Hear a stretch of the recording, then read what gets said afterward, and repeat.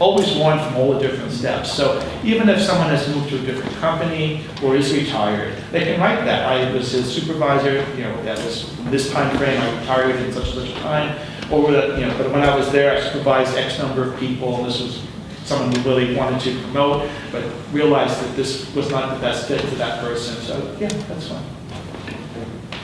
Yeah. So there is this timing issue with the application. Now, osteopathic applications are a little bit less pressed in all of this. I mean, their applications go sometimes all the way through April. But again, applying earlier is certainly a sign of more interest in some ways. And what they're certainly on the lookout for is for people who applied to allopathic schools, got turned down everywhere, and then at the last minute applied to DO schools just to say, I'll just go anywhere. And they're not looking for that. They're really looking for a commitment. They no longer feel like second-class citizens, and they aren't. And it's just differently competitive for the osteopathic schools, even though things run a little bit slower.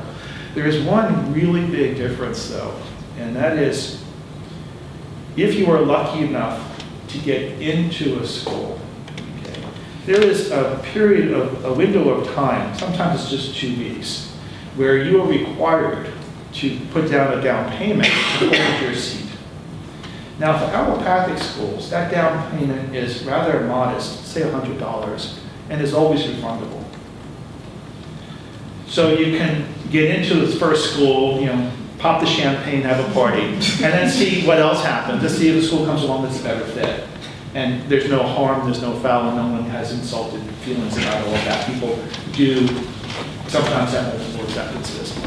For osteopathic school, they tend to turn applications around. I mean, they tend to turn their decision time around rather quickly. And they give you a rather brief window, often 2 weeks, to put down a non-refundable, relatively large down payment, $1,500, $2,000, $2,500. And I bring this up because if you're an applicant that's applying both to DO and allopathic schools simultaneously, you may end up getting into a DO school before you've even been interviewed at an allopathic school. And you've got now a very difficult economic decision that you're going to have to think about. And this is particularly difficult if, you know, you get into a school, but it's really not on your top 5 of the list. And you give them that money hoping another school comes in or not. It's a very, to me, horrible, forced decision-making process. But it can mean that you have to be very serious about choosing your schools, that you really are certain that these are all schools that you'd like to go to, and not just apply to all of them. And the thing about osteopathic schools is every time I turn around, there's a new one. They just opened one last month in Liberty. That's a new one that just opened in West Virginia. So I think they're up to 32 with 4 branch campuses, 36, 37 schools at this point. And their class size has almost tripled in the last 10 years. So they really are in a growth spurt. And we do believe that there will be a dramatic shortage of physicians in this country. But there is a problem, is that graduating medical school does not give you the right to practice. You have to do a residency.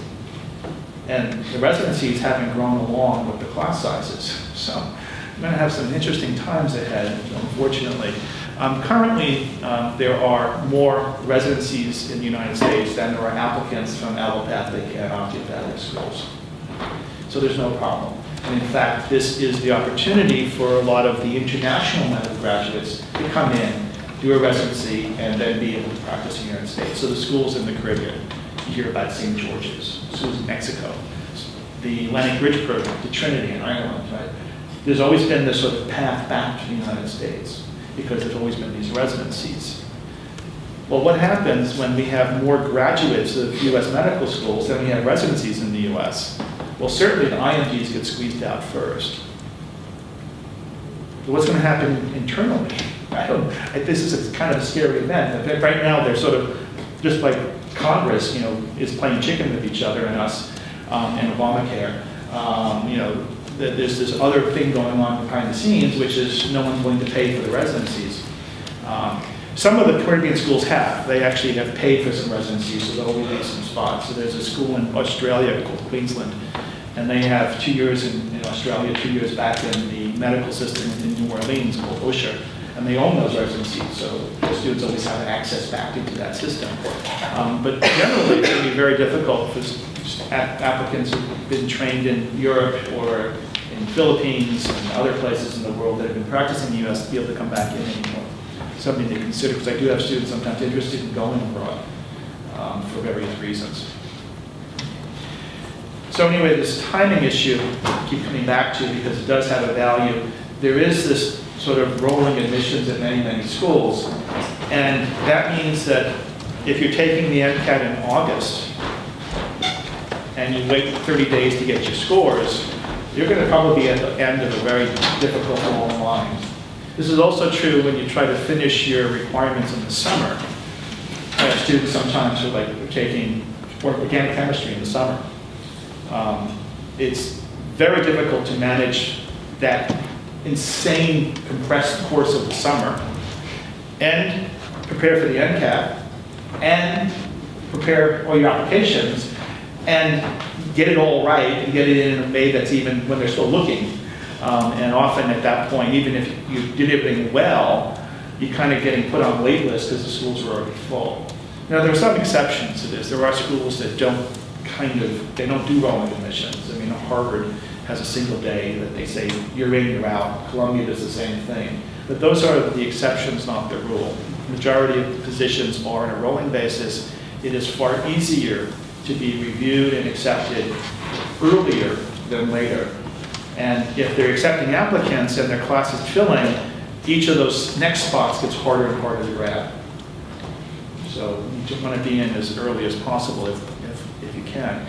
The other mistake that I see is students taking the MCAT early simply so they have time to retake it if they have to.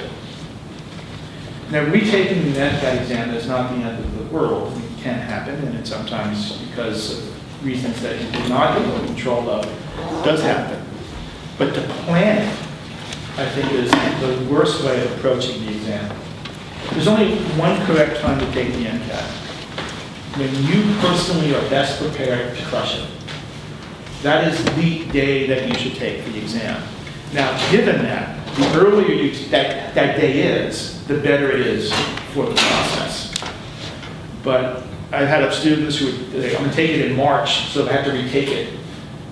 Well, to me, that's a mindset that you will have to retake it because you're giving yourself that out not to prepare as best you can. You have to treat it as, I'm doing this is my best exam.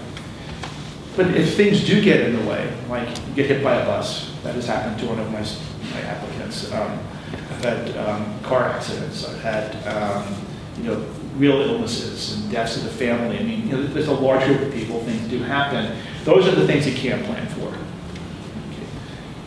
And they went forward and did the test anyway. Probably they shouldn't have at that point. But they put so much time and money and effort into preparing, they just couldn't not take the exam, even though they really were emotionally ill-prepared for that day. You can retake the test. And there are schools that will give you the new exam without worrying about the old one. But please do be aware that a lot of schools will average your MCAT scores. So if you do take it when you're not prepared, there's no ability to ever be a superstar because they're only going to average it in the schools, and so that's going to make it much more difficult. So the MCAT itself requires preparation. Most students take a prep course. Most students find the prep course unnecessary having taken it. So why do they take it? Part of it is a crutch. That is, a lot of this exam, a lot of this process is a head game. It's here to kind of mess with you. And you're trying to sort of keep everything emotionally stable. And so taking it means that you're not going to go into the test wishing you had, because you did. Even if you say, you know what, it wasn't worth $2,000, I don't know why I did it, I should have done this on my own, you still have the safety of saying, well, I know that no one else did anything more than I did, so I feel better about it. I've had many applicants who didn't take prep courses do extremely well on the exam. So it doesn't have to be done that way. but again, the majority of students do take it. And it is a great way of organizing your life, and in some instances, it helps only because it gave them a place to do this work. Maybe home is distracted, and sitting in a cubicle in the library may not be distracting, but can be really feel a little bit hard to do day in, day out. Going to a course, you went someplace, it's social. There are people you know are with you. You're kind of doing it together. Afterwards, you may go out and get a beer or a coffee. You kind of felt like, I went out tonight, as opposed to sat in the library cubicle by myself for 8 hours. So there's a value to that social aspect of it. Is it worth $2,000? No, it's not. But they really play the game. I mean, I've seen Kaplan telling people that they know they have practice tests for the new exam. Well, I don't know how, because they haven't even formed the new exam yet. But they're out there promoting it, and we're ready for it, and you have to do this. But a lot of people do take the prep courses. HEPS does a great job getting ones that they auction off. You can probably save yourself a good chunk of change. I mean, This Thursday, first one. Good. Yeah, last year had gone like about 50%, haven't they, or so? Yeah, it's roughly 50%. So we'll start at, these things are $2,400. We'll start at like $1,400. So, but there's very few, and then we'll talk about discounts. Every member gets a discount as well, like a percent discount. Yeah. So while, they are inflated, there is some. Yeah. So anyway, the HEPS does a great job getting someone's at the auction off, so that's a different way of going. I know that Kaplan does have financial aid, but you really kind of have to be on the street to get that, I think. It's really tough. There is information over there about financial aid for the application. There are fee waiver programs.